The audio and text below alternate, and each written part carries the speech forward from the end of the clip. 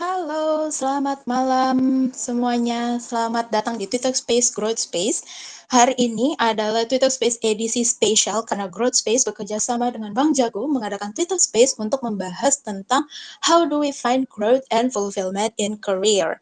Jadi buat kalian yang sedang dalam quarter life crisis ataupun mencari makna dari pekerjaan kalian, topik hari ini pas banget untuk kalian dengarkan sampai selesai.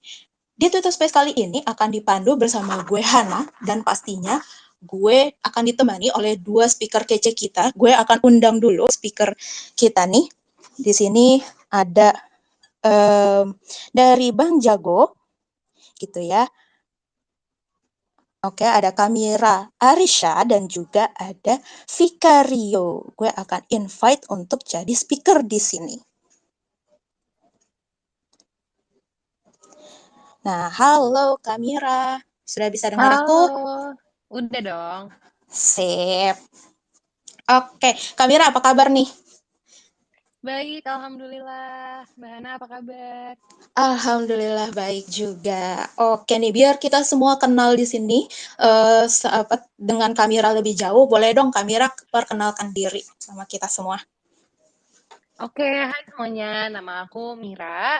Aku sekarang go to market project lead di Jago. Aku based in Jakarta. Biar sebelum di Jago sih aku memang most of my career emang di startup sih. Salam kenal semuanya. Halo, halo. Nah, ada speaker kita yang kedua, gitu ya, yaitu Vika Rio. Cuma Rio ini kenapa masih menjadi listener ya? Aku sudah invite Rio untuk join jadi speaker. Oke, aku invite lagi kali ya. Oke, mungkin Rio lagi ada kendala dulu. Berarti aku ke Kamira dulu. Kamira kan kerja di Bank Jago ya. Posisinya apa nih, Kak? Betul. Aku posisinya go to market project lead. Jadi Waduh. go Mm-mm. to market tuh mungkin kalau misalnya di company-company lain disebutnya marketing kali ya, to be exact gitu. Oke. Itu tuh kerjanya ngapain tuh, Kak? Kan project lead gitu kan. Apakah ngehandle banyak Mm-mm. project gitu? Iya benar, benar. Jadi sebenarnya sebagai project lead di Bank Jago ini, kita ada, especially aku gitu kan, misalnya dari tim go to market itu ada project-project seperti product launch kah, atau misalnya kemarin kita launching Jago Syariah, itu juga salah satu project yang aku involved in gitu. Terus misalnya nanti Jago ada feature baru apa, nanti dari tim go to marketnya itu bakalan aku yang handle, kira-kira kita mau marketing strateginya seperti apa. Nah, itu nanti bakal jadi under kerjaan-kerjaan aku tuh, Mbak. Oh, oke, oke, oke. Iya, macam-macam banget jadinya. Proyeknya emang bisa mulai dari website, video. Jadi aku basically kayak overseeing project-project yang lagi jalan, atur mereka sesuai dengan budget, sesuai dengan timeline-nya, resource apa yang dibutuhkan, ada isu apa as we go. Jadi ya lebih ke arah itu sih, end to end aja dari mulai project start sampai nanti finish gitu. Oh, wow, menarik banget nih pekerjaannya nih. Udah kebayang kayaknya setiap hari akan padat dengan hal-hal yang harus diperhatikan gitu ya. Oke. Lumayan. Nah, speaker kedua kita sudah berhasil join akhirnya. Halo Vikario. Halo, halo. Hey. Halo, Han. Halo Rio, walaupun Rio ini udah sering banget join di Twitter Space-nya Growth Space, bahkan dulu kita tuh masih di Clubhouse, Rio tuh termasuk yang awal-awal join nih. Jadi, tapi walaupun kayak gitu, Rio kenalan dulu dong. Kayak banyak teman-teman di sini juga yang mungkin belum kenal sama Rio. Silakan Rio. Yes, boleh, boleh, boleh. Halo, teman-teman. Jadi, kenalin nama gue Vikario. Gue itu sebenarnya saat ini bekerja di sebuah startup sebagai seorang project manager. Tadi kalau dengar deskripsinya dari Mira, mirip-mirip juga kerjaannya. Basically, kita sehari-hari gue itu dapat project dari atasan, terus gimana bisa execute project tersebut dengan kerja bareng sama banyak stakeholder. Nah, tapi di luar itu gue juga suka banget bikin konten, terutama kontennya itu related sama personal development, karir, dan juga project management. Terutama paling sering sih gue bikinnya di Twitter, karena dengan format thread-nya itu bisa sharing banyak banget. Makanya pas dapat kesempatan buat malam ini ngobrol-ngobrol di Twitter Space, gue sangat-sangat tertarik. Karena subjeknya si purposeful growth dan fulfillment ini adalah subjek yang, wah gila gue kalau ngobrol sama temen gue bisa berjam-jam sih. Jadi excited banget lah buat ngobrol malam hari ini. Oke, oke, oke. Tapi semoga kita nanti nggak berjam-jam ya, karena nanti teman-teman pasti pada pusing nih. Oke, walaupun nanti kita seru banget. So, kita akan tetap limitin kok teman-teman. Jadi tenang aja, teman-teman nggak akan sampai sahur kok kita. So, teman-teman, sebelum gue mulai acara kali ini gitu ya, diskusinya, gue pengen umumin dulu. Jadi buat teman-teman, kalau seandainya nanti nih ketika mendengarkan kita diskusi, terus teman-teman punya pertanyaan, itu langsung aja DM ke Twitternya Growth Space. Ingat ya teman-teman, DM ke Twitternya Growth Space. Nanti jangan salah arah ke Bang Jago atau ke Rio, takutnya nanti nggak kebaca gitu. Jadi langsung DM ke Twitternya Growth Space, nanti akan gue bacain pas di sesi Q&A kayak gitu. Oke, nggak usah berlama-lama lagi nih, karena ini temanya seru banget tentang purposeful growth gitu ya, dan career gitu. Nah, kalau ngomongin tentang pekerjaan dan manfaatnya, kita tuh banyak mikirnya tuh kayak, oh ya udah nih, gue tuh kerja emang tujuannya adalah buat dapet duit gitu kan. Jadi yang gue cari itu adalah gimana caranya gaji gue tinggi gitu kan. Bahkan dulu tuh ada fresh grad minta gaji 8 juta gitu kan. Jadi ini emang mindsetnya tuh banyak orang tuh ya kerja itu untuk uang gitu. Nah, kalau dari Mira sendiri nih, makna pekerjaan itu apa sih Mir? Apakah memang hanya uang, uang, dan uang? Nah, pertanyaannya menarik banget nih. Mungkin memang di luar sana banyak yang ibaratnya ya kerja hanya untuk cari uang nih. Tapi kalau misalnya untuk aku sendiri sih, kerjaan menurut aku, especially setelah mungkin beberapa tahun berkarir gitu ya, kayak jadi lebih ngerti bahwa ternyata kerjaan tuh nggak sesimpel oke, kayak kita kerja buat cari uang, tapi lebih ke arah sebenarnya passion gue sendiri tuh apa sih gitu loh. Apa sih sebenarnya yang gue senang dalam bekerja, apa yang gue nggak suka itu kan sebenarnya mungkin nggak dari awal banget gue paham, tapi seberjalannya waktu tuh jadi lebih ngerti, oh ternyata gue suka ini, ternyata gue nggak suka ini, dan akhirnya gue fokus ke hal-hal yang emang beneran gue senang jalanin gitu. Dan kebetulan di Jago ini kan gue project lead kan, dan maksudnya setiap hari tuh pasti yang gue kerjain tuh beda-beda, dan yang gue kerjain tuh biasanya memang project-project yang lumayan impact nih, Hana. Jadi misalnya project-project itu bisa yang kayak improve internal process, tapi bisa juga yang benar-benar customer facing.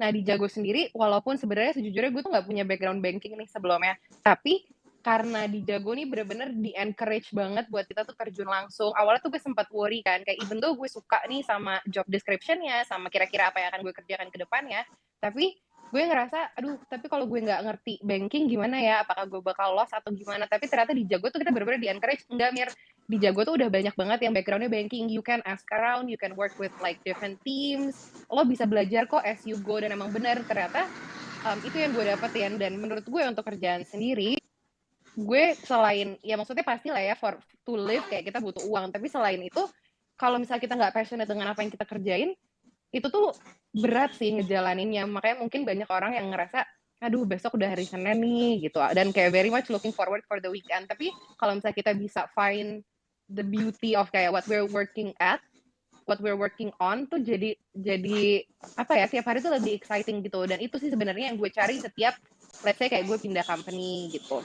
Dan kebetulan di Jago tuh benar-benar didukung banget lah keinginan itu untuk megang project-project yang impactful. Misalnya kayak project 1 selesai, terus kita bisa lihat nih growth-nya gimana. Project 1 selesai, oh ternyata itu improve ini ya. Itu tuh menurut gue kayak bikin gue ngerasa fulfilled, dan oh ternyata yang gue kerjain tuh walaupun pusing-pusing, capek-capek, tapi sebenarnya se-matters itu gitu. Menurut gue sih gitu ya. Wah, menarik banget nih. Tadi Mira udah nyebut passion gitu ya. Mira tuh bisa ngerjain pekerjaannya dengan passionate. Nanti gue akan korek lebih lanjut nih tentang yang ini nih. Gitu. Karena banyak banget kan generasi milenial akhir dan Gen Z itu kalau dibilangin tuh kerja harus berdasarkan passion. Jadi aduh gitu, gimana caranya? Oke, tapi sebelum gue korek lebih lanjut, gue penasaran sama perspektifnya Rio nih tentang kerja itu apakah uang gitu. Nah, sebenarnya tuh harusnya kerja tuh kayak gimana sih, Yo? Apakah harus melulu tentang uang gitu atau ada yang lain? Kalau Mira kan tadi bertemu dengan passion-nya gitu ya. Kalau menurut Rio gimana nih? Nah, menarik pertanyaannya. Jadi menurut gue memang kerjaan itu buat gue sendiri ya, karena gini, kalau kita ngitung-ngitung, sehari kita punya 24 jam, kurang lebih seenggaknya 8 jam kita pakai buat bekerja gitu, dan mungkin banyak juga teman-teman yang kerja lebih dari jam segitu. Tuh kan, berarti kan lumayan signifikan ya, waktu yang kita spend buat kita itu bekerja. Nah, ketika memang kerja itu hanya sekedar uang, menurut gue sebenarnya agak disayangkan. Tapi gue tidak memungkiri juga bahwa salah satu tujuan kita bekerja itu adalah mendapatkan uang. Nah, tapi ketika cuma uang aja yang dikejar, at one point itu rasanya akan terasa hampa. Kenapa gue bisa bilang gitu? Karena gue pernah ada di titik di mana gue udah prioritas gue adalah nih caranya gue bisa dapat gaji sebesar-besarnya gitu. Tapi ketika udah menempuh angka tersebut, akhirnya gue ngerasa kayak, kok kayaknya biarpun gaji gue udah cukup bagus, tapi kenapa ya gue sehari-hari tuh nggak enjoy day to day-nya gitu. Disitulah gue akhirnya menyadari bahwa ketika kita ngomongin tujuan kita bekerja, gue biasanya ngeliatnya ada tiga. Nomor satu memang uang, tapi uang itu pun juga bukan uang yang banyak banget gimana. Begitu itu udah memenuhi kebutuhan kita, penambahan uang setelahnya itu nggak akan terlalu berdampak gitu. Jadi ada sebuah riset di Amerika yang ngeriset bahwa kurang lebih itu dengan $75.000 per tahun sebenarnya udah cukup. Nah, gue nggak tahu yang angkanya di Indonesia berapa. Tapi sebenarnya ada angka di mana sebenarnya dengan penambahan jumlah uang nggak necessarily bikin kita happy. Nah, terus apa tuh yang bisa bikin kita lebih happy kalau misalnya uang tuh udah cukup? Yaitu adalah ini hal-hal yang bikin kita itu ngerasain fun di pekerjaan, which is tujuan yang kedua. Fun di kerjaan itu bisa macam-macam banget. Ada orang yang nemuin funnya dari pekerjaannya. Misalnya, wah gue suka banget nih analisis data, terus dapat kesampaian analisis data. Atau ada orang yang kayak, aduh gue tuh suka banget bergaul sama teman-teman, jajan bareng, atau misalnya ngerumpi-ngerumpi, atau brainstorming. Nah, jadi mungkin having fun-nya dengan kebutuhan sosial. Atau misalnya, oh seneng nih gue bisa kerja di SCBD gitu. Bangunannya bagus, terus daerahnya juga seru. Oh gue termasuk yang suka gitu kalau misalnya bisa kerja di daerah-daerah seperti itu gitu kan. Itu termasuk ke fun. Nah, tapi ada tujuan ketiga nih. Biasanya kalau udah uang secara cukup, terus kerja udah fun, udah mulai mikirin gimana ya caranya gue berdampak buat orang lain. Dan ketika ngomongin dampak buat orang lain, seringkali kita, aduh, tapi kan gue nggak kerja di perusahaan kayak Bang Jago, yang dimana aplikasi dipakai sama banyak orang gitu. Bisa jadi juga, misalnya cara kita berdampak itu, selain kerja di perusahaan yang tentunya bisa berdampak buat jutaan orang, bisa juga dengan gimana sih setiap kali kita interaksi sama orang, kita itu bisa memberikan dampak yang lebih positif. Itu jauh-jauh, misalnya kita ketemu sama resepsionis, kita nyapa. Kita pintunya dibukain sama security, kita bilang makasih. Kita dapat anak intern, bukannya kita terus kita sambil mentorin dia gitu. Jadi kadang-kadang dampak itu bisa kita bekerja di perusahaan yang berdampak ke banyak orang, atau kita itu ya udah kita berdampak sama orang yang ada di sekitar kita. Lebih bagus lagi malah kalau bisa dua-duanya gitu kan. Jadi dapat kesempatan untuk berdampak secara luas. Gitu sih. Paling gue ngeliat tujuan bekerja itu. Wah, ini benar-benar ngubah perspektif gue tentang impact nih, Yo. Tadi pas lo bilang kayak berdampak itu bisa kita lakukan dengan menyapa satpam gitu ya, ketika kita sampai kantor, nyapa temen gitu. Dan itu gue langsung kepikiran kayak iya sih, yang namanya energi positif itu tuh selalu nyamber gitu. Jadi itu sebenarnya impact. Wah, gokil. Oke, nah ini menarik banget. Tadi Rio udah ngomongin tentang fun juga, yang kayaknya itu kalau buat anak sekarang mungkin agak ditranslate juga sebagai passion kali ya, gitu ya. Nah, kalau ke passion, itu tadi Mira juga udah sempet nih, kebetulan Mira kayaknya cukup privilege untuk bisa menjalankan profesi yang dia suka gitu. So, Mir, di Bank Jago gitu, ketika lo memutuskan untuk kerja di Bank Jago gitu, apakah itu memang sesuai passion lo? Karena tadi kan lo sempat bilang di awal, kayak, gue takut nih sebenarnya awalnya, karena gue nggak pernah kerja di bank gitu, nggak ada experience itu. Tapi kenapa akhirnya lo pilih ini, Mir? Nah, sebenarnya ceritanya lumayan lucu nih. Jadi dulu tuh pas gue kuliah, gue tuh sebenarnya seneng banget sama finance dan selalu punya mindset yang kayak pokoknya intinya habis lulus kuliah gue akan kerja di financial services lah gitu. Tiba-tiba habis lulus kuliah malah masuknya ke sebuah e-commerce startup begitulah. Terus jadinya masuknya ke marketing. Tapi karena ya udahlah, that was my first career move, kita explore dulu aja, coba dulu dan segala macam. Tapi sebenarnya selalu pengen masuk dan mencoba kerja di bank. Terus tiba-tiba muncullah opportunity dari Bank Jago ini, terus dijelasin waktu itu sama HR-nya, role-nya akan kayak gini, dan kebetulan role seperti itu juga udah pernah aku lakuin di kerjaan aku sebelumnya, and I actually enjoy it gitu. Nah, jadi walaupun deg-degan karena let's say kayak di tengah-tengah karir tiba-tiba pindah ke banking, tapi sebenarnya itu something that I really wanted in the past gitu. Jadi ya udah merasa takutnya ketutup sih sebenarnya sama rasa excitednya yang lebih besar gitu. Oke. Tapi, wah, gue ini cukup appreciate banget ya, maksudnya cukup wow banget sama keputusan lo untuk kayak, ya udah di awal karir tuh gue justru explore dulu gitu. Karena dari yang gue perhatiin nih, banyak anak-anak sekarang kayak justru, oh passion gue itu misalnya di data science gitu ya. Jadi ya udah kalau kerja maunya data science. kekeh gitu, nggak mau coba yang lain gitu, tapi justru lo coba yang lain gitu. Dan itu yang justru membawa lo akhirnya menuju Miko yang sekarang kerja di bank gitu ya. Gila, gimana tuh rasanya akhirnya terwujud? Bener-bener bersyukur banget sih, dan sebenarnya dulu tuh nggak pernah kebayang, karena to be really honest, bisa dibilang kayak gue tuh bukan orang yang kreatif banget gitu lah, ibaratnya kalau misalnya ditaruh di branding mungkin gue kelelep sih, kayak gue bukan tipe yang creative thinking in a way, misalnya kayak jago bikin caption gitu kan. Kadang-kadang kan marketing tuh dikenal misalnya kayak bikin konten, bikin ya yang those creative thinking gitu. Nah makanya awal karir gue tuh gue sebenarnya takut yang kayak aduh gue masuk marketing kira-kira gue bakal bisa thrive nggak ya in my role gitu. Tapi ternyata setelah kayak benar-benar terjun di marketing, ternyata marketing tuh nggak semuanya kayak harus se-creative thinking itu, tapi banyak juga in the background, which is mostly role gue tuh di belakang layar lah, lebih ke performance analysisnya, lebih ke numbers heavy gitu. Dan sekarang bersyukur banget sih bisa dapetin ibaratnya dua-duanya, karena ternyata gue suka di marketing, karena marketing tuh impactful menurut gue, dan at the same time kayak gue juga bisa reach my dream and actually working in a bank. Jadi if you ask kayak how I feel, gue happy dan bersyukur banget sih, and I actually enjoy it so far, benar-benar di Jago. Wow, mantap, mantap, mantap. Jadi teman-teman kalau misalnya sekarang lagi galau gitu ya, aduh kerjaan aku kayaknya nggak asik, coba mungkin harus ditemukan sisi-sisi menyenangkan di pekerjaannya gitu. Kalau kita nggak bisa mengerjakan what I love, mungkin coba dulu untuk mencintai apa yang kita kerjain nih, kayak yang Mira lakuin, dan ternyata itu bisa menjadi jembatan dia mencapai mimpinya kerja di bank. Nah, sekarang gue mau lanjut ke Rio. Rio, gimana pendapat lo tentang si passion ini? Gitu lah. Apakah memang kita kalau kerja tuh harus berdasarkan passion gitu, atau sebenarnya si passion ini justru along the way kita bisa ketemu sendiri gitu? Wah, gue suka banget nih pertanyaan tentang passion. Dan tadi yang diceritain Mira tuh relate banget juga. Karena sebenarnya ya, ketika kita ngomongin passion, biasanya ada dua aliran. Ada orang-orang yang kayak, oke, gue tahu passion gue, dan gue mau ngerjain passion gue. Gue salut banget sama orang-orang yang seperti itu sih. Jadi dia udah bener-bener tahu dia tuh kira-kira pengen jadi apa, dan dia bener-bener tetap di jalan tersebut. Itu menurut gue bisa bekerja, karena tergantung lagi setiap orang punya preference yang berbeda-beda. Nah, sedangkan tipe kedua itu lebih tipenya kayak discovery dulu. Jadi kayak nyoba berbagai hal, baru akhirnya tahu nih kira-kira bagian mana yang pengen gue dalemin. Nah, sebenarnya nih, gue pengakuan aja, gue itu dulu lebih ke aliran yang pertama. Karena gue ngerasa bahwa, wah gila nih, passion gue itu udah pasti tentang people development. Terus kayak begitu gue ngeliat job description, oh udah pasti nih, gue tuh sukanya ngerjainnya kerjaan HR di bagian training. Jadi ya udah, gue apply aja kerjaan sebagai trainer gitu. Akhirnya gue spend most of my time jadinya ngasih training di kantor atau bikin training program gitu.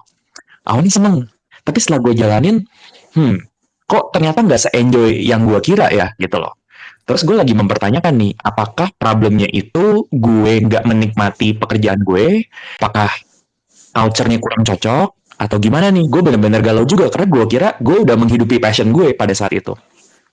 Nah, terus akhirnya di saat gue galau, dan waktu itu pas banget, ada reorganisasi di tim gue, di mana kalau gue stay, gue perlu pindah role jadi project manager, atau gue mendingan pindah dan gue dapet offer yang waktu itu kebetulan gajinya juga 2 kali lipat gaji gue. Jadi udah bener dan offer itu tuh ngerjain hal yang menurut gue passionate about gitu. Jadi wah, this time udah enak banget ketika follow your passion dan juga dapet uang yang lebih banyak. Itu kayak menang-menang jackpot kan gitu. Nah, tapi di saat itu gue tuh ketemu sebuah buku yang mengubah banget perspektif gue tentang karir. Buku itu namanya judulnya So Good They Can't Ignore You. Jadi di buku itu, gue belajar sebuah prinsip yang baru. Awalnya gue beroperate dengan yang namanya passion mindset. Passion mindset itu adalah difokus di mana gue fokusnya terhadap diri gue sendiri. Kayak oke, gue sukanya apa, gue coba mau lakuin apa yang gue suka. Tapi dari buku itu gue belajar mindset baru yang namanya craftsman mindset. Craftsman di sini mungkin sangat erat kaitannya kalau kita ngomongin sama orang-orang yang bergelut di bidang seni. Misalnya orang yang benar-benar ngulik banget gitu. Nah dari buku itu gue tuh belajar bahwa kadang-kadang di kerjaan itu nggak cuma kita ngikutin passion kita, tapi kita itu fokus terhadap gimana kita bisa memberikan dampak buat orang-orang di sekitar kita, bisa memberikan dampak buat tim kita, buat organisasi kita. Dan waktu itu sangat nggak intuitif buat gue untuk memilih pendekatan tersebut. Tapi akhirnya gue memilih untuk nggak mengambil offer yang bayarannya lebih besar, di bidang yang sesuai dengan passion gue, dan akhirnya gue fokus untuk mengerjakan apa yang paling impactful buat organisasi gue saat itu. Dan turn out gue ngerasa itu keputusan yang tepat. Karena sejak saat itu pembelajaran gue jadi jauh makin cepat. Gue ternyata lebih enjoy sama pekerjaan gue. Dan ternyata ya itu juga yang akhirnya ngebawa gue ke gue hari ini gitu. Karena dari gue ternyata jadi project manager, terus gue ngerasa bahwa gue kayaknya biarpun gue kerja sebagai project manager, kayaknya gue tetap bisa melakukan people development on the side deh sebagai side hustle gue gitu. Jadi sekarang gue ngerasa itu keputusan yang tepat sih yang dulu gue ambil ketika gue memilih untuk berfokus melakukan apa yang berdampak. Dan ketika kita fokus melakukan hal yang berdampak dan kita lakuin terus-terusan, kita menjadi lebih jago. Gue beneran menggunakan kita menjadi lebih jago. Gitu, itu beneran yang disamain. Jadi waktu ngobrol Bang Jago pas banget itu. Jadi kayak beneran ketika kita itu melakukan sesuatu dan kita jadi lebih jago di hal tersebut, mau nggak mau kita jadinya lebih enjoy gitu. Jadi ada sebuah riset yang dilakukan terhadap sekumpulan eksekutif asisten. Ditanya nih kira-kira eksekutif asisten mana yang paling enjoy sama pekerjaan mereka. Apakah eksekutif asisten yang melihat pekerjaan mereka sebagai passion atau eksekutif asisten yang sebenarnya udah lama stay di perusahaan tersebut. Yang lebih enjoy sama pekerjaannya adalah eksekutif asisten yang sudah lama stay di pekerjaan tersebut. Kenapa? Karena mereka udah jago. Dan ketika mereka udah jago, mereka lebih bisa ngatur workload mereka lebih dianggap di tempat kerjanya, dan kehidupan sehari-hari mereka lebih menyenangkan. Nah, penjelasan gue agak panjang, tapi intinya adalah menemukan passion atau menemukan enjoyment di pekerjaan kita tuh ada banyak banget caranya.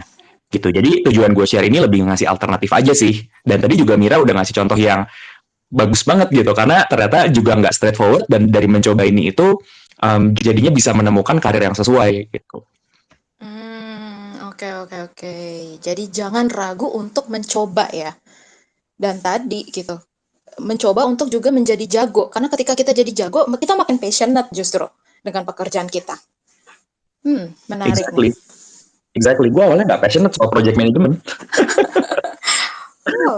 Tapi setelah jadi lebih jago, mungkin belum jago-jago amat, tapi cukup jago, ya jadinya lebih enjoy kan. Dibanding ketika gue pernah coba gitu. Betul. Nah, oke. Next itu ya, kalau misalnya ngomongin tentang passion, pasti ada nih golongan-golongan yang bilang enggak, passion itu enggak cukup loh gitu.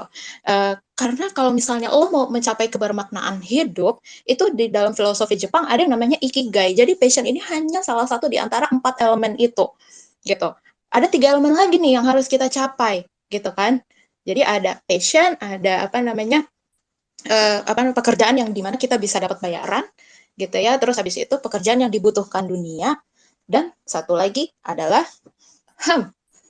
mohon maaf saya mulai lupa. Nah, apa yang mana lo jago di situ gitu. Nah, jadi ada 4 elemen. Nah, kalau menurut Mira nih, tadi kan kita cuma ngomongin passion gitu. Nah, kalau lo melihat orang-orang yang memandang bahwa kalau mau hidup yang bermakna, pekerjaan lo bermakna, justru lo harus mencapai ikigai. Itu gimana pandangan lo, Mir? Oke, great question. Karena mungkin mencapai yang namanya ikigai ini juga nggak se-straightforward itu kali ya gitu kan. Tadi juga sempat di-mention sama Rio kan, kalau misalnya let's say kayak tadinya nggak passionate, tapi saat kayak kita jalanin terus, kita belajar terus lama-lama kita lebih jago, jadi lebih jago, tagline, jadi lebih jago, terus lama-lama kita jadi makin enjoy, dan passionnya tuh malah tumbuh dari situ. Dan itu sejujurnya gue setuju banget sama statement Rio yang itu. Dan itu mungkin masuk ke bagian ikigai, kayak bidang yang kita kuasai kali ya gitu. I don't believe kayak misalnya kayak kita start kerja misalnya as a fresh graduate gitu kan. Kadang-kadang kan mungkin as a fresh graduate ada rasa takut untuk di-expect bahwa kita harus langsung master in what we do gitu. Tapi sebenarnya for me personally gitu, untuk menguasai bidang yang sedang kita kerjakan obviously takes time lah. Dan in terms of mencapai itu, kita butuh banyak butuh banyak media gitu, selain misalnya kayak kita ada training atau misalnya kita do it on the job, terus misalnya kita juga belajar dari, let's say kalau from my current position gitu, belajar dari project leader yang lain within the company. Dan I think kalau misalnya untuk ikigai yang mencapai kayak bidang yang kita kuasai itu, itu pasti butuh waktu juga. But I do agree sama yang Rio bilang bahwa ya itu tuh yang membuat semuanya jadi lebih enjoyable juga. Selain emang kita suka sama pekerjaannya, kita passionate sama pekerjaannya, kita being an expert pekerja juga membuat semuanya tuh lebih enjoyable, lebih mudah, nggak terasa seperti beban. Terus mungkin kalau apa yang dunia butuhkan, kalau dari perspektif aku mungkin bukan dunia banget gitu kali ya, bukan ya kayak from my end kan misalnya kayak gue nggak kerja di UN yang dimana kayak I'm making impact for like literally the world gitu, tapi mungkin kalau dari perspektif gue lebih ke arah pas tadi gue bilang sebenarnya project-project yang dikerjakan tuh ada beberapa yang customer facing gitu, yang misalnya project setelah gue complete misalnya user experience-nya jadi lebih bagus, terus mereka jadi lebih enjoy pakai aplikasi Jago, mereka misalnya dapat benefit-benefit yang lebih banyak dari aplikasi Jago, dan itu membuat gue merasa fulfilled gitu bahwa memang pekerjaan gue nih ada impact-nya dan pekerjaan gue ini memang dibutuhkan. Dan itu juga salah satu faktor yang besar banget dalam kita mencintai dan ngerasa happy dengan pekerjaan kita gitu. Dan bukan cuma tentang yang tadi awal kita bilang uang, uang, uang. Dulu tuh pas gue interview, I think like in every interview setiap yang gue jalanin di company macam-macam selalu ditanya kayak seperti apa sih kerjaan yang lo pengen gitu. Gue selalu jawab, gue selalu suka role yang membuat gue bisa melakukan sesuatu yang impactful, karena di situ gue ngerasa senang, gue ngerasa fulfill, dan gue jadi lebih semangat dan enjoy ngejalanin kerjaan gue tiap hari. Gitu sih. If that answers your question, Hana. Ya, ya, tentu. Nah, tapi gue menarik nih sama kalimat terakhir lo. Lo memilih pekerjaan yang impactful. Ini kan kayak apa ya, sesuatu hal yang dicari sama generasi kita nih, gitu ya. Generasi milenial ke bawah itu tuh pengennya kerjaan yang impactful, gitu. Sampai gue pernah dengar Simon Sinek itu lagi ngomong gitu ya di YouTube, gitu di suatu acara dia bilang dia pernah dicurhatin gitulah sama seorang apa namanya, anak baru ya, apa namanya, yang baru masuk kerja gitu. Dia baru kerja 6 bulan, terus dia pengen resign gitu. Terus pas si Simon tanya, kenapa lo pengen resign? Karena gue nggak bisa making impact di sini. Nah, terus lah kan lo baru kerja 6 bulan kata si Simon.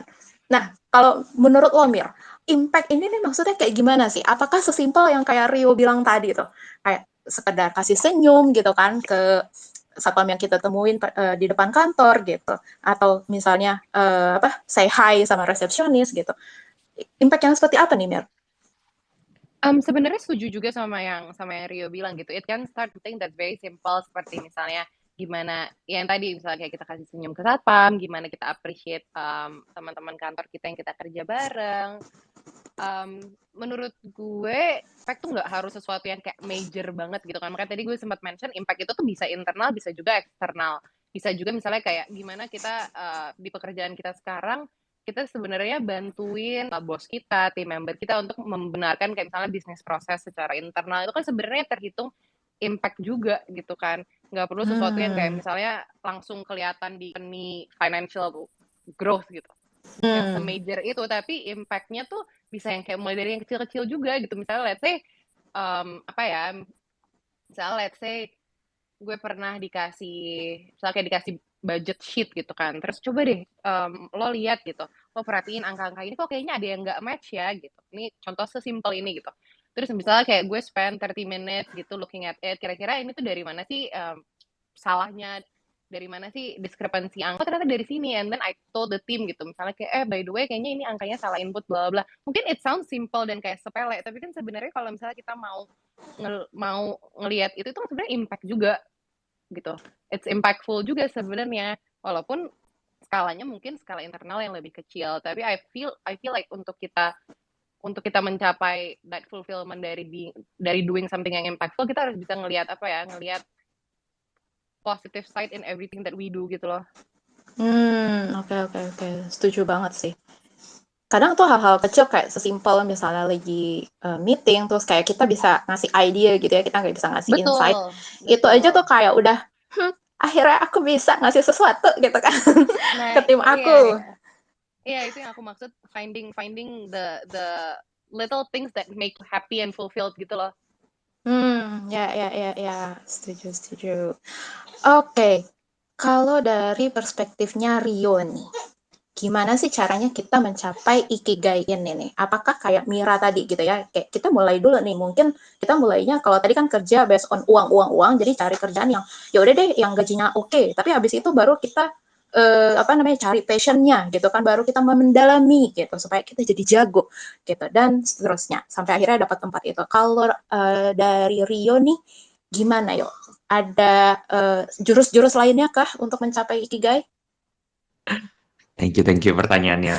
Jadi kalau kita ngomongin Ikigai ya, tadi sebagai refresh gitu, Ikigai kan adalah sebuah framework di mana kita itu melakukan sesuatu yang kita suka, yang dibutuhkan sama banyak orang, yang kita bisa dibayar dan yang kita jago gitu.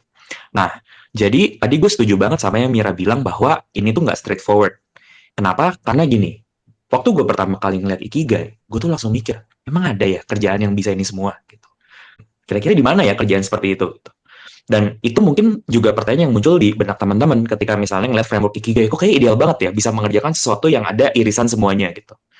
Nah, setelah gue berkarir selama beberapa tahun, akhirnya gue sadar bahwa sebenarnya bisa kerja atau misalnya merasakan situasi Ikigai. Tapi memang butuh waktu.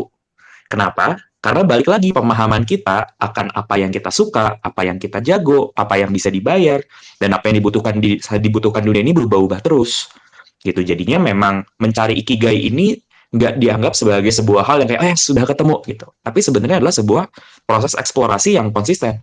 Karena gue juga pernah mengalami waktu itu gue mengerjakan sebuah role di mana gue merasa wah ini ikigai banget, lengkap nih semuanya. Tapi ternyata 3 bulan kemudian kok ada agak bergeser ya. Karena ternyata gue mengenal diri gue lagi lebih jauh. Ternyata bukan ini yang paling gue suka gitu. Dan itu hal yang wajar banget. Tapi supaya lebih simpel nih, terutama kalau buat teman-teman yang baru mulai karir, kalau gue boleh menyarankan banget, kalau boleh fokus ke satu hal, menurut gue adalah fokus untuk jadi lebih jago. Beneran. Jadi kayak fokus sama growth. Dan ini tuh adalah sebuah career advice yang gue dapat dari bokap gue. Karena bokap gue tuh dari gue kuliah tuh udah bilang, pokoknya kerjaan kamu, terutama di awal karir, itu jangan terlalu banyak fokus sama uang, tapi fokus di mana kamu tuh bisa grow, kamu bisa belajar gitu karena itu yang akan ngasih kamu fondasi yang kuat buat karir ke depannya gitu. Dulu awalnya gue agak gimana gitu kan, apalagi ngeliat teman-teman gue yang yaudah tinggal pindah-pindah aja terus gajinya tambah naik gitu. Tapi makin kesini gue jadi makin sadar karena dengan punya skill set yang bagus, dengan punya fondasi karir yang kuat, akan jadi jauh lebih gampang buat kita itu menentukan kita ini mau bermain di mana nih di spektrum ikigai tersebut. Itu juga konsep yang gue pelajarin dari buku yang tadi gue sebut yang namanya So Good They Can't Ignore You. Jadi di buku itu tuh gue belajar sebuah konsep yang namanya career capital. Career capital itu adalah skill dan pengetahuan langka yang nggak dimilikin sama banyak orang. Nah, specifically nih, gue sangat menyarankan di awal karir ini kita ngumpulin career capital. Jadi kita coba cari kesempatan untuk belajar hal-hal yang baru, hal-hal yang mungkin teman-teman kantor kita nggak suka kerjain, tapi kita bisa kerjain. Dari situ, kayak kalau kita asah terus 3-5 tahun ke depan, kita akan punya skill set yang nggak banyak dimilikin sama orang lain. Nah, ketika kita udah punya skill set tersebut, kita akan menjadi talent yang langka, sehingga kita bisa jauh lebih punya banyak pilihan kerjaan apa sih yang sebenarnya kita mau, gitu. Jadi, Ikigai ini menurut gue adalah sebuah proses sih. Kalau misalnya teman-teman dari pekerjaan pertama sudah menemukan, wah gue sangat happy for you and congratulations. Tapi kalau misalnya lo belum menemukan, nggak apa-apa. Itu memang proses yang dijalanin pelan-pelan sih. Gitu kali perspektif gue. Wih, mantap. Kata kuncinya adalah ikigai adalah sebuah proses, teman-teman. Jadi, kita itu kadang kan suka lupa gitu ya, kalau sesuatu itu butuh proses, butuh waktu gitu ya. Karena kalau generasi milenial nih biasanya tuh udah mulai instan-instan gitu. Jadi ini benar-benar reminder kenceng banget gitu ya dari Rio. Tenang guys, ini butuh proses gitu. Dan BTW gue kalau dengerin Rio ngomong itu berasa masuk ini ya ruang kampus gitu. Gue kayak kuliah 3 SKS semuanya dapat buku. Jadi teman-teman ini harus dicatat nih.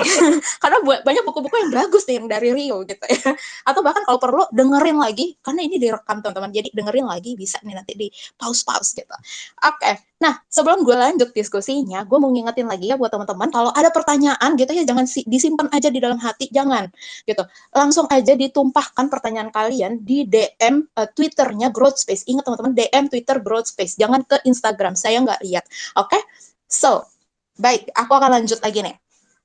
Nah, tadi udah ngomongin tentang ikigai gitu ya. Ikigai suatu hal yang membutuhkan proses yang mungkin prosesnya itu adalah seumur hidup dan bisa jadi itu berubah-ubah karena passion kita juga bisa jadi berubah gitu kan. Nah, ketika ngeliat 4 hal ini nih, gitu ya, apa yang what you can be paid for gitu ya, kita punya pekerjaan yang pastinya bisa dibayar, kita jago di situ, kita suka, terus kan apa namanya, satu lagi dibutuhkan dunia gitu. Ketika gue melihat 4 hal ini nih Yo, itu gue langsung kepikiran gini, oh berarti ikigai gue akan tercapai itu ketika gue menempati posisi tertinggi di kantor gue. Ketika gue jadi CEO misalnya, ketika gue jadi CMO gitu ya, C-level gitu. Itu tuh makna ketercapaian ikigai itu seperti itu nggak sih, Yo? Apakah dengan title jabatan itu artinya gue tuh udah mencapai ikigai karena kan gue bisa impact nih. Artinya gue udah jago nih, makanya gue bisa masuk C-level. Duit gue banyak gitu kan. Terus pasti dunia butuh gue dong. Karena role gue kan besar gitu ya. Gue bisa bikin decision yang sangat berdampak untuk kehidupan baik masyarakat yang pakai produk-produknya perusahaan gitu dan juga ke karyawan gitu. Gimana menurut lo, Yo? Wah, lu bertanya pada orang yang tepat, Han. Wih, Karena mantap. karena gue merasa ini menurut pendapat gue untuk mendapatkan ikigai caranya nggak harus dengan mencapai jabatan tertinggi di kantor. Oke. Jadi ada orang yang mungkin dengan jabatan lebih tinggi itu menemukan ikigainya. Kenapa? Karena dengan gue jadi pemimpin, dengan gue jadi direktur, gue jadi bisa mengepalai sebuah departemen, gue bisa ngurusin ratusan orang di departemen gue, dan gue bisa grow karir mereka, terus gue juga expert, makanya itu cocok sama ikigai. Gitu.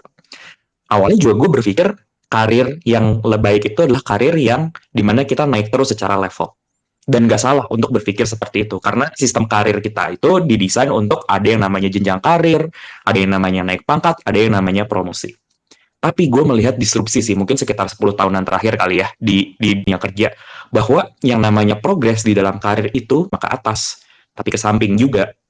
Jadi gue inget banget, gue waktu itu pernah ngerjain analisis dari data di salah satu perusahaan tempat gue bekerja, gitu. Di situ tuh gue benar-benar ngeliat analisis, terus pertanyaan yang pengen kita jawab pada saat itu adalah sebenarnya apa sih yang bisa bikin lo itu lebih happy di kerjaan gitu. Orang-orang nggak menjawab promotion, tapi mereka itu pengen nyoba pekerjaan di departemen lain gitu. Justru mendapatkan ikigainya atau mendapatkan happiness-nya bukan dengan naik ke atas, tapi nyoba berbagai hal sehingga jadi tahu nih kira-kira apa yang kira-kira bakal dia suka. Jadi ternyata cukup banyak juga teman-teman yang tertarik sama kesempatan internal transfer. Sehingga bisa yang awalnya engineer, pengen coba jadi product manager, yang product manager misalnya pengen coba marketing, ternyata itu juga adalah salah satu opportunity growth yang dicari. Gitu. Jadi perpindahan ke samping. Nah, tapi ada juga yang kedua, itu adalah bukan ke samping, bukan ke atas, tapi semakin dalam, yaitu menjadi seorang expert. Dan ini mindset gue tuh kebuka banget waktu gue berkesempatan tinggal di Bangalore selama 2 bulan. Jadi Bangalore itu kan disebut Silicon Valley of India, di mana di situ banyak banget engineer-engineer yang udah berpengalaman. Di situ gue pertama kalinya ketemu orang yang udah kerjanya ngoding 20 tahun, dan dia tuh nggak tertarik jadi manajer atau jadi direktur. Karena buat dia, yang memberikan dia sense of ikigai itu adalah dengan menjadi engineer, dengan nulis kode, dengan problem solving, dengan mentoring junior team member, bukan dengan memimpin departemen atau misalnya jadi startup founder. Gitu. Dari situ gue jadi terbuka bahwa ternyata cara kita mendapatkan ikigai itu ada banyak cara loh. Gitu. Dan takeaway-nya apa dan kenapa ini penting buat teman-teman yang join juga adalah supaya kita tuh nggak terlalu terpaku sama satu cara aja. Gitu. Mungkin beberapa teman-teman di sini ada yang feel validated karena mungkin ada juga yang kayak aduh gue kok baru dipromosi tapi rasanya nggak happy ya, karena mungkin gue malah jadi jauh dari pekerjaan gue gitu. Jadi again, banyak cara mendapatkan ikigai. Atau mungkin kalau misalnya ternyata lo nggak bisa dapetin ikigai lo di kantor lo, mungkin lo bisa coba dengan melakukan side hustle. Karena mungkin balik lagi, oke, kerjaan di kantor mungkin fokusnya agak lebih berbeda. Di luar itu gimana kalau gue punya side hustle, di mana mungkin side hustle-nya lebih bersifat voluntary atau misalnya melakukan kegiatan-kegiatan sosial. Jadi sebenarnya aspek-aspek ikigai itu bisa dirasain bukan cuma dengan kerjaan kantoran kita, tapi bisa juga kerjaan kantoran plus project-project lain yang kita lakuin. Jadi banyak banget caranya untuk kita merasakan momen ikigai sehari-hari. Wow, gokil, keren banget. Jadi emang bukan jabatan itu yang mendefinisi teman-teman untuk ikigai. Ternyata emang itu sebenarnya ikigai itu berarti dalam hati ya, Yo. Karena kita ngerasain kita bahagia nggak sama yang kita lakuin gitu ya. Exactly. Justru ini kesempatan banget, dan kenapa ini jadinya agak sulit, karena kita diminta untuk cari tahu sebenarnya kita nih sukanya apa. apa yang kita jago gitu. Cuma seringkali kan kita didoktrin sama orang kan, oh kamu harusnya kerja di perusahaan ini atau kamu harusnya kerja di industri ini gitu.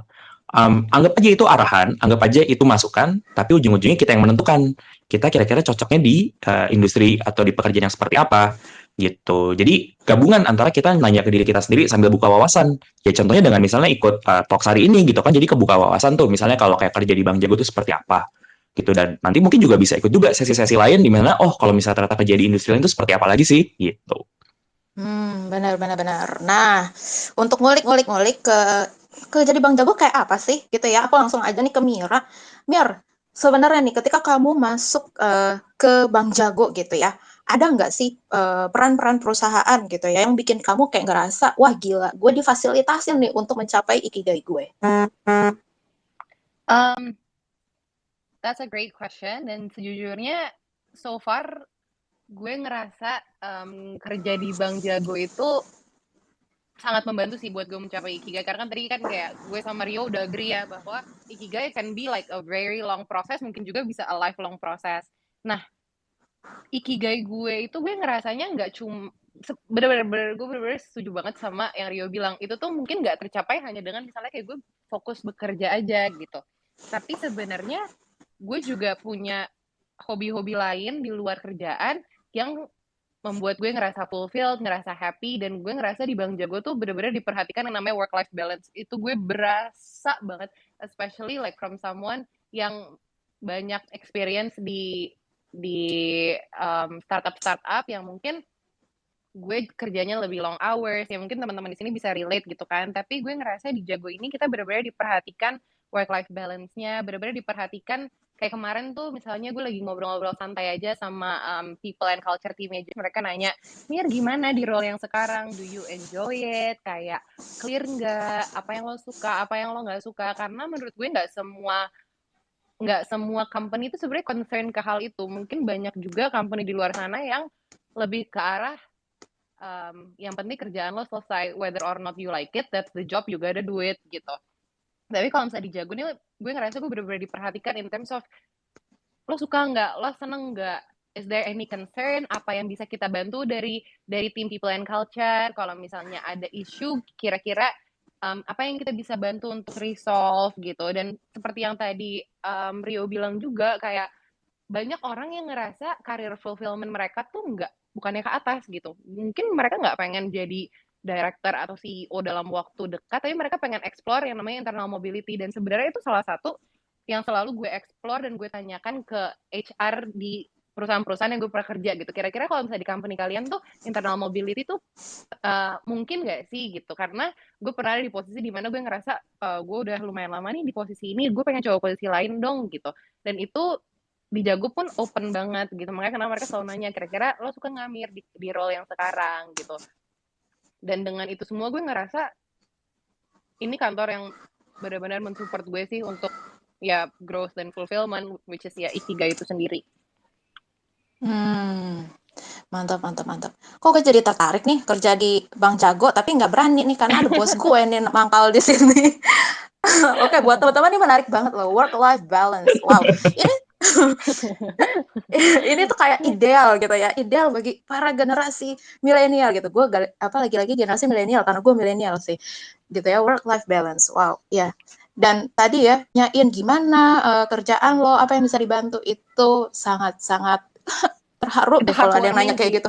Iya banget itu kan. means a lot, walaupun kayak pertanyaannya simple, tapi sebagai employee gue merasa gue nggak for a lack of better words, gue nggak di-exploit aja, tapi mereka benar-benar pengen tahu my wellness juga gitu, my well-being juga selama bekerja.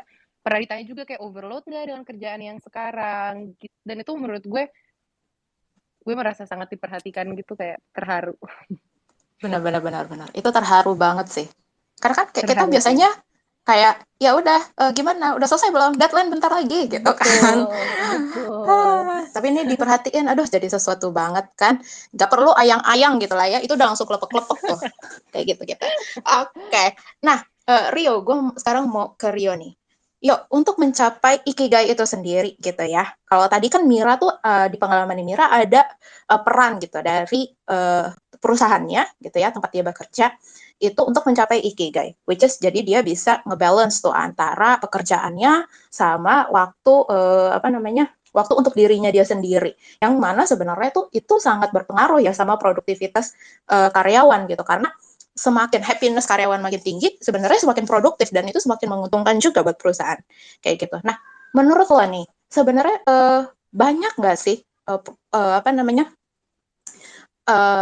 kontribusi lingkungan sekitar supaya kita bisa mencapai ikigai, atau sebenarnya ikigai itu 100% usaha kita tuh? Oke, menurut gue ya kan, baik itu ikigai, baik itu keberhasilan atau kegagalan, menurut gue jarang banget itu tuh 100% karena kita atau karena situasi gitu. Jadi hampir pasti itu adalah kombinasi antara usaha kita dan juga situasi gitu. Situasi pun juga ada bagian yang dimana sebenarnya kita bisa memberikan pengaruh, ada bagian yang benar-benar di luar kuasa kita sama sekali.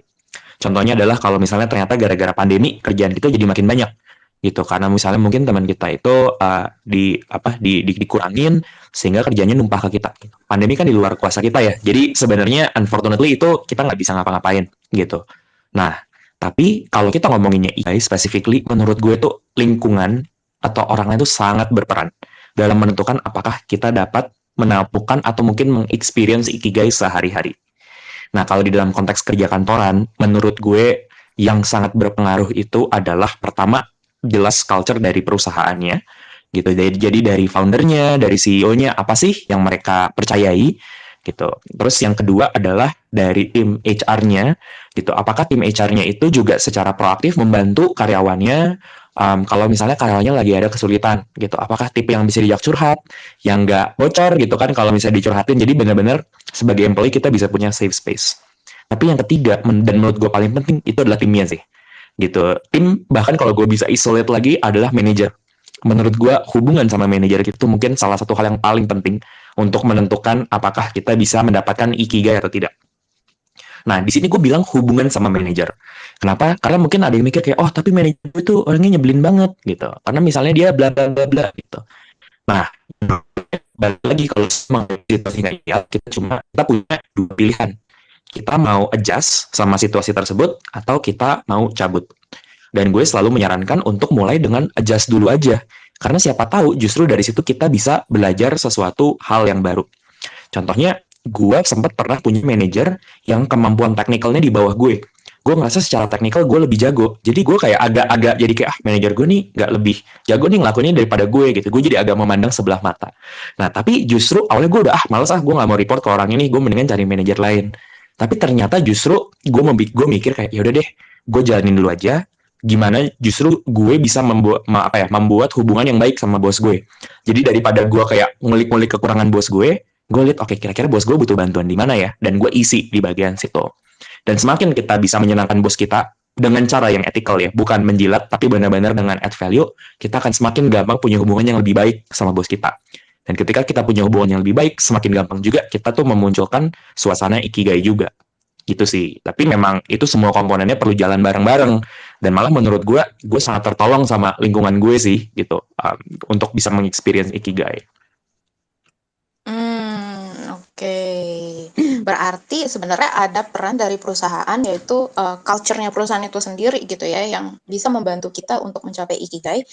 Kayak yang Mira bilang tadi gitu ya. Tapi di satu sisi tetap ada usaha kita ya, Yo, di situ. Betul. Jadi gabungan keduanya sih. Karena kayak kalau misalnya kita dikasih kesempatan tapi kita nggak ngambil juga ya nggak tercapai juga kan. Kayak misalnya tadi kalau misalnya kayak Mira juga bilang kan, kok suka ditanya kalau kerja tuh suka kerjaan yang kayak gimana gitu. Ya nggak jarang gue nginterview orang, ketika gue tanya orangnya nggak tahu mereka sukanya kerjaan yang seperti apa gitu. Maka jadinya susah dong, gimana caranya kita membantu memfasilitasi orang tersebut kalau misalnya dia juga kurang spesifik mengenai sebenarnya dia sukanya kerjaan yang seperti apa gitu. Jadi memang perlu ada kombinasi lah keduanya, antara kitanya dan juga infrastruktur pendukung alias perusahaannya. Oke. Wah, jadi berefleksi banyak nih ya, gitu. Yuk, pasti kan ada aja nih, kalau misalnya yang bilang kayak, aduh tempat kerja gue tuh culture-nya nggak bagus gitu kan, misalnya. Nggak mendukung gue untuk mencapai ikigai gitu. Apakah itu the one and only reason buat keluar?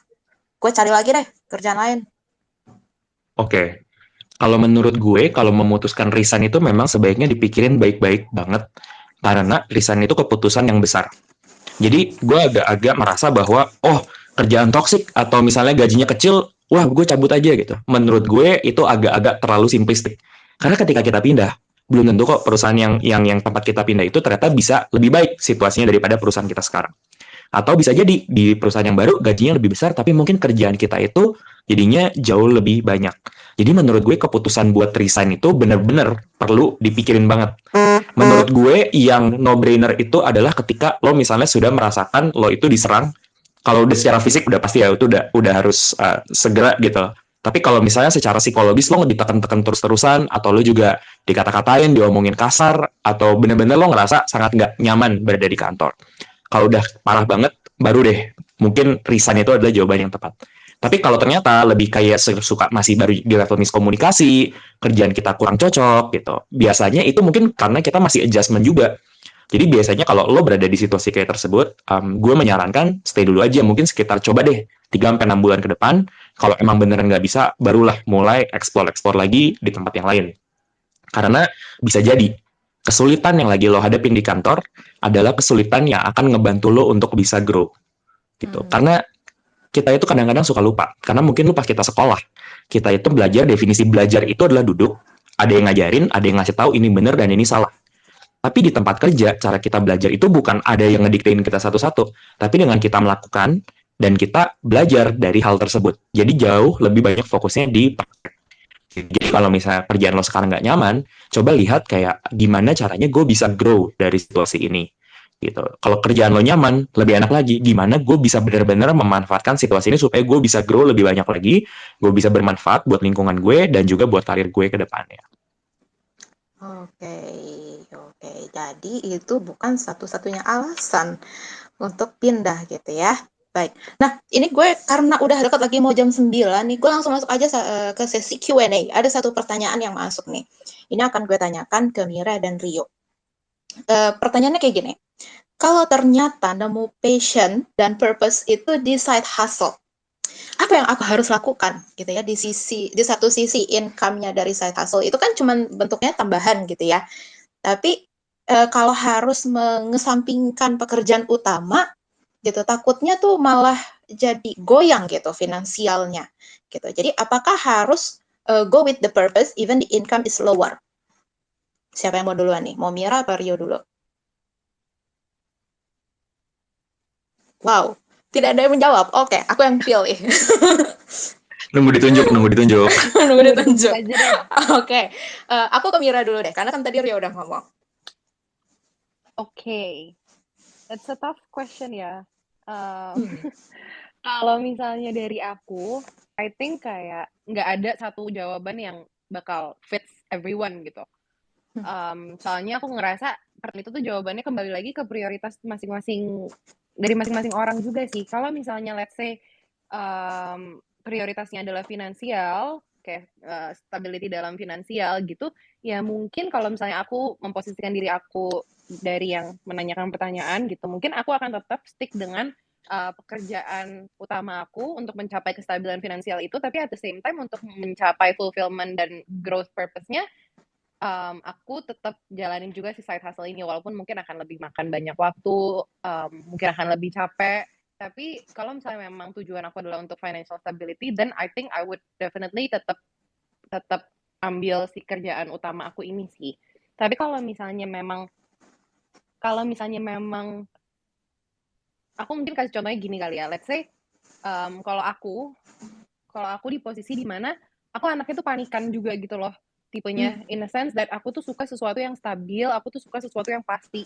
Makanya kenapa misalnya kayak ada beberapa teman aku yang memilih untuk oke, gue mau resign aja, gue mau jalanin bisnis sesuai passion gue. Itu gue so far bisa dibilang gue belum berani. Walaupun gue punya side hustle juga, maksudnya saat ini gue juga punya, tapi untuk ibaratnya kayak gue resign dan bener-bener fokus on side business, gue tuh belum berani karena my main concern adalah financial stability, dan gue anaknya panikan dan takutan gitu. Jadi menurut gue the answer to that question adalah balik lagi ke diri sendiri sih. Sebenarnya apa sih yang pengen lo capai dan seperti tipe orang yang seperti apa? lo sendiri gitu? Apakah lo risk taker? Apakah sebenarnya kayak yang paling penting buat lo tuh sekarang apa gitu? Gitu sih. Nggak tahu Oke, Rio. oke. Coba Rio. Oke, langsung nih kita lempar ke Ria. Gimana yuk? Actually tadi gue suka banget sama jawabannya Mira. Karena semua dimulai dengan apa prioritas lo saat ini. Yap. Atau mungkin kalau mau agak dipanjangin dikit, apa sih prioritas lo dalam 2 tahun ke depan? Apakah lagi pengen fokus ke stabilitas finansial, mau fokus di pembelajaran, atau fokusnya have fun, atau gimana? Karena itu tergantung banget fokusnya mau di mana. Nah, setelah kita clear, dan itu gue mesti bilang itu nggak straightforward jawabannya. Karena bukan kayak, oh gue mau fokusnya di financial stability, apa artinya gue nggak harus ngerjain side hustle gue? Nggak juga. Jadi kita bener-bener, gue dulu ingat banget pernah bikin webinar sama John ngebahas itu gitu, tentang sebenarnya apa sih prioritas kita buat 2 tahun ke depan itu tuh seperti apa. Nah, setelah kita tahu prioritas kita buat 2 tahun ke depan, baru nih kalau misalnya ya, gue berasumsi bahwa yang penanya ini secara finansial belum stabil. Nah, tinggal keputusan lo nih, lo pengen jalanin aja tabrak dengan situasi finansial lo nggak stabil, atau lo pengen benerin dulu secara finansial, baru nih secara kalau udah finansial lo udah stabil, baru lo misalnya mau full time ngerjain hal tersebut. Karena gue udah banyak ngobrol nih sama beberapa orang, termasuk gue menjalankan sendiri ya, ngejalanin side hustle part time. Justru ketika gue ngejalanin side hustle gue secara part time, gue tuh jujur jadi jauh lebih kreatif dan jauh lebih bener-bener lebih bisa prioritas. Maksudnya adalah kalau gue kebayang nih gue ngerjain personal development content full time dari 2 tahun yang lalu, itu mungkin gue ngerasa wah gue udah punya banyak waktu dan gue akan nyoba banyak hal. Tapi karena gue ngerjainnya di sampingan, gue tuh jadinya setiap minggu mikir apa nih bener-bener kerjaan yang berdampak yang perlu gue lakukan minggu ini. Gue jadi bener-bener jauh lebih fokus untuk melakukan side hustle gue itu tersebut gitu. Jadi jangan menganggap bahwa kalau kita ngerjain part time itu tuh pasti jadi kekurangan. Belum tentu, justru bisa jadi kelebihan. Kelebihan dari satu, prioritas kita jadinya lebih kenceng, dan yang kedua, kita masih punya income dari pekerjaan utama kita, sehingga ketika kita side hustle, kita nggak perlu terlalu panik. Kira-kira nih side hustle kita sudah menghasilkan apa enggak? Karena banyak side hustle memang di awalnya tidak terlalu menghasilkan. Apalagi tadi teman penanya kita ini juga bilang dari side hustle-nya sendiri juga belum terlalu menghasilkan. Nah, exactly. Jadi salah satu hal yang juga perlu diperhatiin adalah kedamaian hati kita gitu. Jadi jangan sampai kita ngelakuin apa yang kita suka, tapi kita ketar-ketir karena nggak bisa bayar tagihan, atau misalnya secara finansial kita malah jadi kepepet gitu. Nah, kalau boleh kasih tips gitu, kalau misalnya ternyata lo tuh mengarah gitu, pengen suatu saat menjadikan side hustle lo tuh adalah full time job, gue menyarankan beberapa hal. Pertama adalah lakuin side hustle lo secara profesional. Maksudnya profesional adalah segini, seringkali seorang tuh kebalik antara side hustle sama hobi. Kalau hobi tuh kita ngelakuin kalau kita mau aja, tapi kalau side hustle itu beneran kita profesional. Contohnya, gimana gue menerapkan profesionalisme di Twitter adalah gue udah janji ke diri gue sendiri tiap minggu gue akan bikin thread 2 atau 3 kali gitu. Buat gue itu profesional komitmen. Biarpun nggak ada yang ngegaji gue, nggak ada yang ngebayar gue gitu untuk bikin thread. Jadi gue tetap akan bikin thread. Terus misalnya yang kedua adalah sambil pelan-pelan mulai nge-track secara finansial. Jadi tahun lalu gue tuh beneran nge-track secara finansial bener-bener segala jenis pengeluaran gue. Jadi gue tuh bener-bener tahu kira-kira gue tuh pengeluarannya berapa gitu. Right? Dan sayangnya tahun lalu tuh ketika gue mulai di awal tahun gue masih pakai spreadsheet dan itu bener-bener rempong banget. Makanya begitu sekarang gue tahu ada Jago, ada Kantong, wah itu super helpful gitu, super helpful beneran. Ngebantu banget buat gue proses budgeting dan tracking. Karena gue lumayan secara finansial tuh lumayan ala-ala auditor lah gitu. Nah, jadi setelah kita bisa nge-track sebenarnya secara finansial kita butuh berapa, kita jadi bisa jauh lebih plan. Kalau suatu saat gue pengen full time ngerjain side hustle gue, sebenarnya gue tuh butuh duit berapa sih buat bertahan hidup setiap bulannya gitu. Jadinya nanti akan ada titik di mana lo akan sudah lebih siap untuk memutuskan apakah lo mau full time atau tidak gitu. Kenapa gue bisa cerita ini? Karena gue juga mempersiapkan hal tersebut. Nah, kapankah saat itu datang? Gue juga belum tahu karena ini juga proses yang masih gue figuring out. Nah, tapi kalau buat sharing ke teman yang juga lagi side hustle, boleh dicoba banget gitu untuk nge-treat side hustle sebagai profesional dan juga sambil meningkatkan kecerdasan finansial karena ujung-ujungnya itu yang akan mempengaruhi kita juga untuk kita bisa membuat keputusan apakah side hustle ini mau kita jadiin full time job kita. Wih, mantap sekali jawabannya.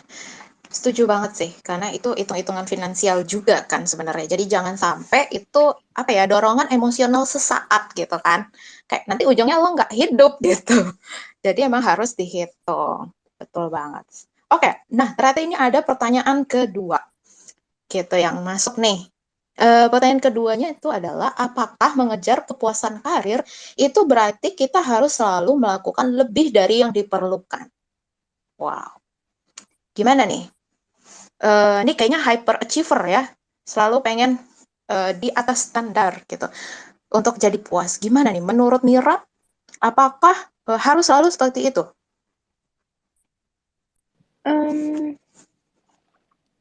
Kalau aku personally ya, talking about my own experience gitu, sebenarnya seperti yang tadi kita udah bahas sih, kalau misalnya untuk aku sendiri ngerasa fulfilled itu bukan berarti aku harus selalu go above and beyond daripada yang diminta, karena kadang-kadang kita harus bisa lihat situasi juga sih, kapan kita dibutuhkan untuk misalnya go beyond, kapan emang sebenarnya ya kita melakukan seporsinya aja gitu.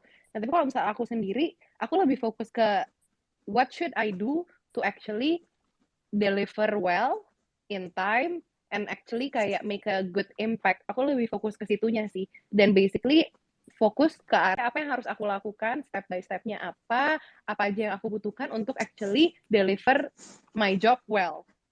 Lebih ke arah itunya. Kalau misalnya untuk deliver my job well itu aku harus misalnya go a little bit outside of the box atau go above and beyond at certain times, then I would do it. Tapi fokusnya bukan ke arah harus selalu melakukan lebih. Enggak juga, kalau misalnya memang nggak dibutuhkan segitunya untuk deliver the job really well, ya nggak usah gitu kalau menurut gue, if that makes sense ya. Jadi fokus aku lebih ke end resultnya, kayak what sort of deliverables yang aku pengen deliver dan bagaimana aku mencapai itu yang aku fokusin sebenarnya. Karena nggak setiap saat kita butuh go above and beyond juga kan sebenarnya. Setuju. Oke, kalau dari Rio nih, gimana perspektif lo Yo tentang ini? Gue setuju banget sama Mira bahwa yang penting kan sebenarnya kita bisa deliver something well. Ada kalanya memang kita perlu go above and beyond. Tapi kalau selalu go above and beyond, jangan lupa juga kita ini kan manusia ya. Jadi nggak cuma sekedar kerja, tapi kita juga punya aspek lain yang perlu kita urus. Misalnya kesehatan, hubungan dengan orang lain, baik itu keluarga, teman-teman, atau pasangan, atau misalnya kita punya komitmen juga, misalnya secara religius gitu kan. Jadi menurut gue dari tadi kan memang kita udah banyak ngomongin growth, tapi menurut gue kayaknya yang akan lebih cocok lagi kalau kita ngomongin sustainable growth. Maksudnya apa? Kita tumbuh, tapi kita juga tumbuh dengan cara yang bisa berlangsung dalam jangka panjang. Kerja keras, selalu over deliver, itu menurut gue bisa, tapi gue pernah ngelakuin itu dan itu nggak bisa lama-lama. Karena kalau melakukan itu lama-lama, yang ada kita malah jadi stres dan mungkin berpotensi untuk jadi burnout. Sehingga ujung-ujungnya boro-boro kita mau nikmatin pekerjaannya. Boro-boro kita mau ngerasain ini tuh hal yang bikin kita fulfilled kalau kita rasanya capek terus. Jadi nggak harus selalu sih jawabannya. Oke, setuju banget tuh. Kalau rasanya capek mulu ya, bangun tidur bukannya seger tapi malah capek, itu kayak nyebelin banget, ngerusak mood di hari itu untuk kerja. Jadi teman-teman gak usah segitunya gitu ya, karena untuk kita produktif kita tuh perlu kesehatan yang fit juga nih. Jadi yang kayak aku setuju yang Mira bilang tadi gitu ya. Jadi fokus aja untuk menyelesaikan itu dengan sebaik mungkin dan in time atau on time gitu ya. Paling nggak on time lah kayak gitu. Oke, karena kita ternyata sudah lama banget ngobrol gitu ya, nggak berasa banget ternyata sudah 1 jam lebih dan nyanyi juga sudah habis gitu ya. Jadi aku langsung simpulkan saja dari diskusi kita hari ini. Jadi ternyata untuk pekerjaan gitu ya, itu tuh nggak melulu tentang uang teman-teman.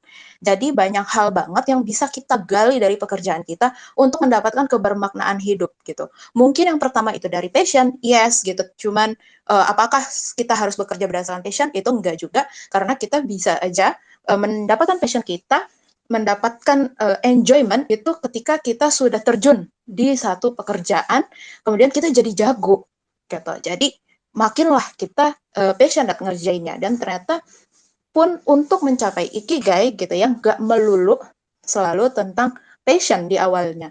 Itu juga bisa mulainya dari mendapatkan pekerjaan gitu. Jadi try to love what you do gitu. Dan untuk Ikigai ini sendiri itu adalah sebuah proses panjang. Jadi teman-teman gak usah pusing. Aduh, kapan sih aku mendapatkan Ikigai aku? Gak usah dipikirin. Yang penting jalanin aja, nikmatin prosesnya. Nanti kalau kamu berasa di dalam hati itu fulfill, kamu itu sudah mendapatkan Ikigai kamu. So, buat teman-teman, thank you banget udah stay tune di sini. Dan gue juga mau berterima kasih banget untuk dua speaker kita yang keren banget malam ini. Jujur gue belajar banyak banget dari Mira dan juga dari Rio. Thank you banget ya Mira dan Rio udah ngeluangin waktunya. Sama-sama. Thank you ya Ana for Thank you moderating. for the opportunity. Yes. Oke, nah sebelum gue tutup nih ya, jadi buat teman-teman, kalau misalnya kepo banget, tadi kan Mira udah presenting banyak banget ya, apa namanya, pengalaman pekerjaannya dia, dan kepo banget, wah kayak menarik banget ya kerja sama Bang Jago. Seperti aku yang sebenarnya tertarik, cuman kan ada bos aku gitu kan, jadi nggak bisa dong, aku kan harus stay gitu. Gitu. Jadi ya udah, langsung aja bisa lihat Twitternya dan follow juga di @timjago gitu ya. Dan buat kamu yang mau terus ngembangin diri kamu, kamu bisa follow Growth Space baik di Twitter maupun di Instagram. Di sana kita bisa ngobrol-ngobrol lebih banyak. Dan kalau kamu mau ngobrol dan curhat, punya support system yang oke, kamu bisa join aja di Discord-nya Growth Space gitu teman-teman. So, thank you udah stay tune. You juga Rio dan Mira. So, this is the end of our session. Bye. Sampai jumpa lagi di Twitter Space besok. Sip. Bye-bye. Makasih Bye. teman-teman. Thank you. Yuk.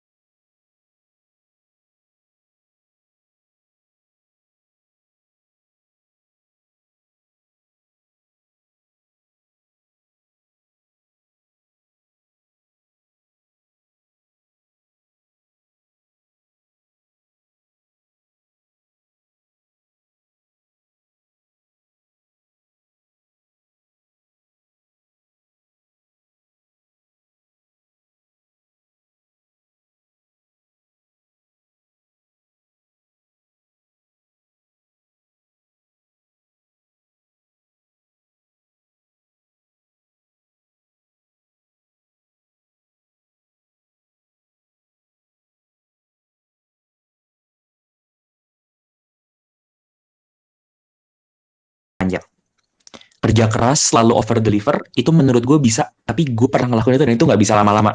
Karena kalau melakukan itu lama-lama, yang ada kita malah jadi stres dan mungkin berpotensi untuk jadi burnout. Sehingga ujung-ujungnya boro-boro kita mau nikmatin pekerjaannya. Boro-boro kita mau ngerasain ini tuh hal yang bikin kita fulfilled kalau kita rasanya capek terus. Jadi nggak harus selalu sih jawabannya. Oke, setuju banget tuh. Kalau rasanya capek mulu ya, bangun tidur bukannya seger, tapi malah capek itu kayak nyebelin banget, ngerusak mood di hari itu untuk kerja. Jadi teman-teman nggak usah segitunya gitu ya, karena untuk kita produktif kita tuh perlu kesehatan yang fit juga nih. Jadi yang kayak aku setuju yang Mira bilang tadi gitu ya. Jadi fokus aja untuk menyelesaikan itu dengan sebaik mungkin dan in time atau on time gitu ya. Paling nggak on time lah kayak gitu. Oke, karena kita ternyata sudah lama banget ngobrol gitu ya, nggak berasa banget ternyata sudah 1 jam lebih dan nyanyi juga sudah habis gitu ya.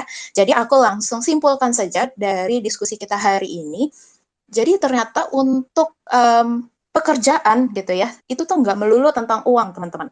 Jadi banyak hal banget yang bisa kita gali dari pekerjaan kita untuk mendapatkan kebermaknaan hidup gitu. Mungkin yang pertama itu dari passion, yes gitu. Cuman apakah kita harus bekerja berdasarkan passion? Itu enggak juga, karena kita bisa aja mendapatkan passion kita, mendapatkan enjoyment itu ketika kita sudah terjun di satu pekerjaan berdasarkan passion. Itu enggak juga, karena kita bisa aja mendapatkan passion kita, mendapatkan enjoyment itu ketika kita sudah terjun di satu pekerjaan, kemudian kita jadi jago gitu. Jadi makinlah kita passionate ngerjainnya, dan ternyata pun untuk mencapai ikigai gitu ya, nggak melulu selalu tentang passion di awalnya.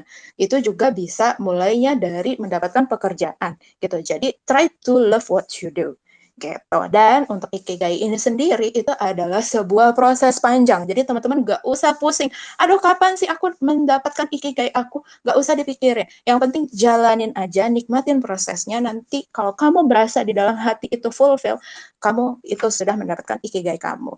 So, buat teman-teman, thank you banget udah stay tune di sini. Dan gue juga mau berterima kasih banget untuk 2 speaker kita yang keren banget malam ini. Jujur gue belajar banyak banget dari Mira dan juga dari Rio. Thank you banget ya Mira dan Rio udah ngulangin waktunya. Sama-sama. Thank you ya, Ana, for moderating. For the opportunity. Yes. Oke, nah sebelum gue tutup nih ya, jadi buat teman-teman, kalau misalnya kepo banget, tadi kan Mira udah presenting banyak banget ya, pengalaman pekerjaannya dia, dan kepo banget, wah kayak menarik banget ya kerja sama Bang Jago. Seperti aku yang sebenarnya tertarik, cuman kan ada bos aku gitu kan, jadi nggak bisa dong, aku kan harus stay gitu. Gitu. Jadi ya udah, langsung aja bisa lihat Twitternya dan follow juga di @timjago gitu ya. Dan buat kamu yang mau terus ngembangin diri kamu bisa follow Growth Space baik di Twitter maupun di Instagram. Di sana kita bisa ngobrol-ngobrol lebih banyak. Dan kalau kamu mau ngobrol dan curhat, punya support system yang oke, kamu bisa join aja di Discord-nya Growth Space gitu teman-teman. So, thank you udah stay tune. Thank you juga Rio dan Mira. So, this is the end of our session. Bye. Sampai jumpa lagi di Twitter Space besok. Sip. Bye-bye. Makasih teman-teman. Thank you. Yuk. Of our session. Bye. Sampai jumpa lagi di Twitter Space besok. Sip. Bye-bye. Makasih teman-teman. Thank you. Yuk.